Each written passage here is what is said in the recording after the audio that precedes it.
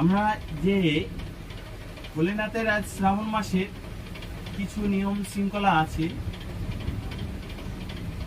যারা এই বিষয়ে জানতে চান আমাদের মহাখোলা ভোলা মহেশ্বর ও সেবাশ্রম থেকে সাবস্ক্রাইব করলে পরে আপনারা এই বিষয়টা জানতে পারবেন।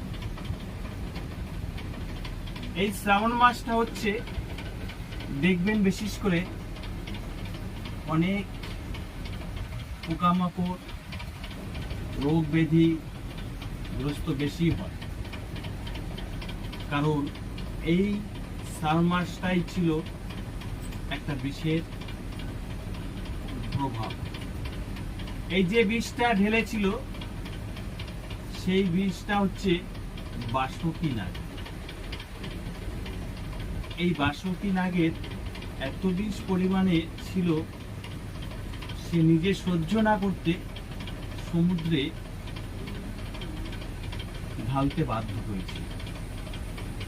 এই সমুদ্র মন্থন যখন হয়, 7টা জিনিস পরপর উঠে এসেছিল। লাস্টে বাবা এই শঙ্খের মাধ্যমে বিষ নিজেই হজম করে নিয়েছে, যার জন্য এই শ্রাবণ মাসে শঙ্খ বাজাতে নেই। আবার আমরা যদি এই শ্রাবণ মাসে যদি বাবার কৃপা বা দর্শন পেতে চাই, তাহলে অন্তত বৈমূর্ত টাইমটা যদি লক্ষ্য করে আমরা প্রতিনিয়ত বাবাকে সেবা দিই এবং দুপুরে অর্থাৎ 11টা থেকে 1টার মধ্যে যদি বাবাকে দিই এবং 5টা থেকে 7টার মধ্যে বাবাকে দেওয়ার চেষ্টা করি, তাহলে বিশেষ কৃপা বাবার কাছ থেকে আমরা পাব। এই সম্পর্কে বিশেষ বিশেষ কিছু আমি একদিন করে একটু করে তথ্য জানাবো। এই যে শ্রাবণ মাসের যে সোমবারগুলো পুণ্য এবং পবিত্র দিন বলে মানা হয়, এই সমাজে এখন দেখুন বিশেষ করে বাচ্চা একটু কথা শোনে না, পড়াশোনা করে না।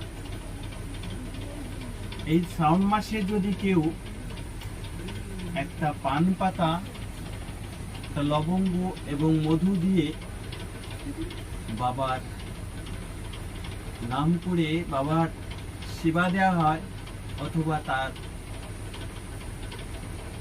অভিষেক করা হয় গঙ্গা এবং দুধ দিয়ে, সেই সঙ্গে পান, মধু এবং লবঙ্গ। যে বাচ্চা পড়াশোনা করতে পারে না, সে যদি এটাই 4টে সোমবারই করে, তার পড়াশোনা এবং শান্ত প্রকৃতি আসবে। সবই বাবার কৃপা।